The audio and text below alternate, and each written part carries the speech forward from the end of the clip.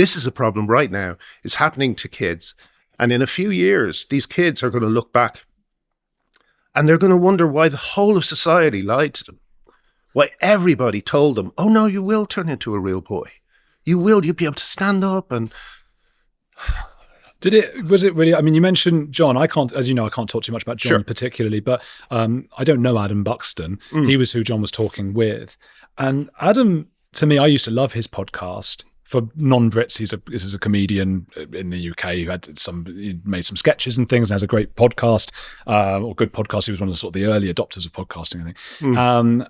And when it comes from sort of this, it's not the far left. He doesn't seem like some sort of left-wing radical lunatic or something. No. He's like, he takes up the position as like Mr. Sensible here. He's a sensible man. Is that harder for you to take?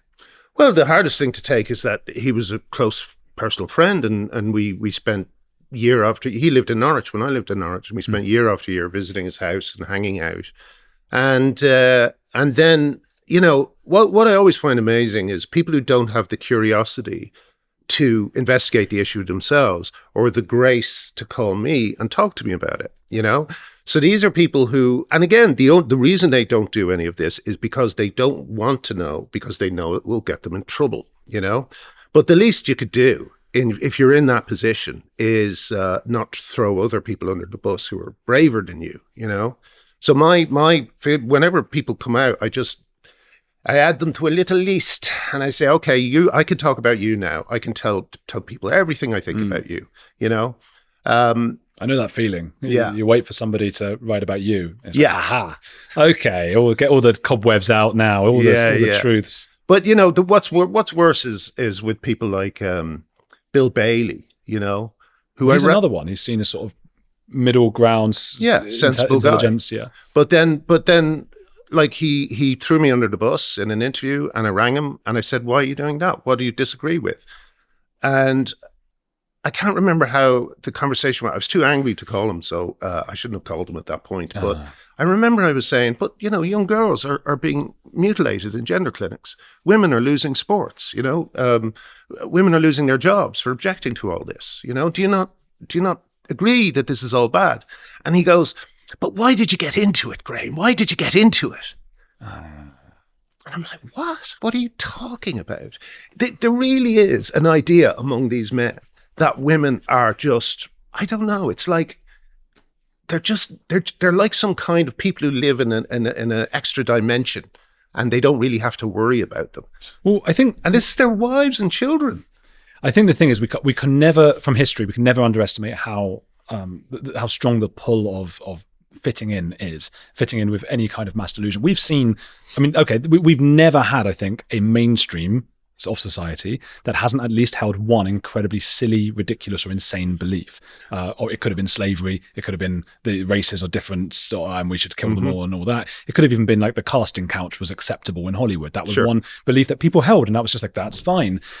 So it would be incredibly coincidental that we happen to be living in the one time that's not. So that is happening. We know that, and this is the obvious place where it is. The ridiculous, silly idea right now is the trans stuff's okay, and if you try and bring their attention to it, if you try to bring people's attention to the casting couch and the issues with that, but why even? They don't want to look at it because if people's beliefs are formed not based on a pursuit of accuracy, like we'd like to think it is, but on how we'll be perceived by others in our tribe. And these people who try to sort of make themselves look like the archetypal, sensible people, the have I got news for you people, as I call them in the UK, are very, very much, I think they're particularly likely to be bothered by trying to fit in with a group. They wouldn't have gotten to where they were otherwise.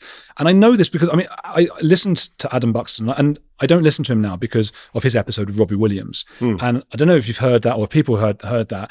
He was not nice, Adam Buxton. He was the snarkiest I've ever seen or heard anybody on a podcast with a guest. It was so rude, and Robbie was so lovely the whole way through, just sweet and trying to sort of fit in. Buxton was rude to Robbie? Yeah. Oh. Yeah, Buxton was rude. I thought it was the other way around, right? No, Robbie wouldn't be. He's the sweetest guy.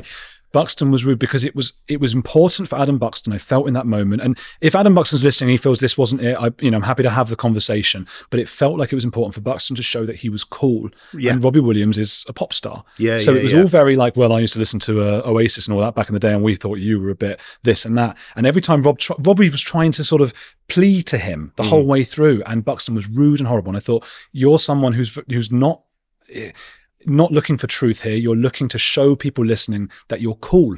And I thought, for a man who's older than 20 or 30, that's not on. And so, of course, he's not going to come out and say the stuff that you're saying about gender. Well, there's people like Richard Herring is exactly the same. I'm really naming all the names. But Richard Herring and what's her name? The very twee, Josie Lawrence. I don't know. Yeah. Or maybe I don't know. The very twee comedians and left-wing comedians. Stuart Lee as well. Yeah. Like they're pandering to a student audience. They're terrified of losing the student audience. And at the moment, the student audience, they perceive to be trans goofy. So they will happily just throw others under the bus just to maintain what they think is a relationship that they have with these kids. And in fact, it's a terrible thing to say, but they're right. If they say something like, well, maybe women deserve fair sports, or maybe my wife and child should have a place they can go where they can be without any men, no matter how they dress.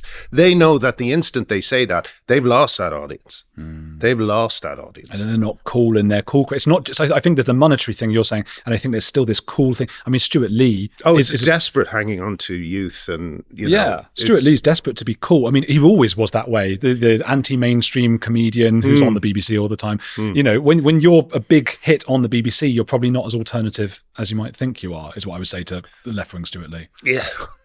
Yeah. It's, they're all, I call them regime comedians, like there's a regime in power. If you cross them, they'll do to you what they did to me, right? They will harass you and your family, try and get you fired from jobs and so on and so forth. And again, they're right to be scared. They're right to be scared of these people. But rather than do the decent thing, like stand up for a friend, say, I know Graham and he's not a bigot. What are you talking about? Or women deserve fair sports. What's wrong with saying that? Instead of doing that, they pretend they can't see what's going on. Look the other way. Well, people are losing everything, I'm not the only example, as you know, and you've had trouble, Rosie Kay, now has, is fighting cancer. She lost her dance studio because, because she got into an argument where she started speaking about how when she gave birth to her child, her sex was very important to her. It was an experience that her husband couldn't have gone through. In fact, both she and her child nearly died. That's why Rosie Kay was cancelled by her own dancers in her own house. And they launched a complaint against her, and she lost the dance company with her name on it. People like Richard Herring, Stuart Lee, people like that are absolute betrayers of art, of women, and of what I used to call progressive politics. Because they could get together and say, look, none of us want to put our head above the parapet here, but if we all do it at the same time, if 100 UK prominent media figures did it at the same time, it would make a huge difference on the whole landscape. I'll tell you what unfortunately stops that. Then we get into Helen Joyce's observation, which I think is one of the best we've had about this. It was quite late on. I thought I'd thought of every angle of this, but Helen said something that really shook me. She said the people who have trans their kids, the ones who did so in a kind of a manipulative way, and the ones who were manipulated by their kids into thinking it was the right thing to do, or manipulated by newspapers like The Guardian, Pink News, into doing, removing a body part because they thought it would make them happy.